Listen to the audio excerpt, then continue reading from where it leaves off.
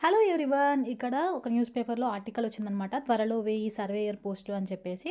అయితే ఏమైందంటే అసెంబ్లీలో చర్చ జరిగే సమయంలో మంత్రి పొంగులేటి ఉన్నాడు గదా! తనేం చేశాడు అంటే, ఇట్లా త్వరలో 1000 సర్వేయర్ పోస్టులను నియమిస్తాము వెంటనే అని చెప్పేసి అన్నాడు. అలాగే ఇంకేమన్నాడు అంటే, సో, 982 మంది సర్వేయర్లు ఉండాలనమాట ప్రస్తుతం. కాకపోతే 242 మందే ఉన్నారు అని చెప్పేసి ఇతను అంటున్నాడనమాట. ఒకసారి ఇతను అసెంబ్లీలో ఏమన్నాడో ఒకసారి ఈ వీడియో రూపంలో చూద్దాము. 292 మంది ఉండాలి యథార్థంగా.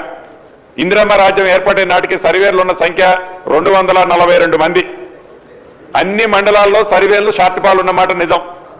దీని మీద ఈ రాష్ట్రంలో ఇమీడియట్గా వీలైనంత తొందరలో 1000 మందిని సర్వేర్లను అయితే మనం ఏర్పాటు చేసుకోవాల్సిన అవసరం ఉందని గౌరవ ముఖ్యమంత్రి గారు సూచించారు.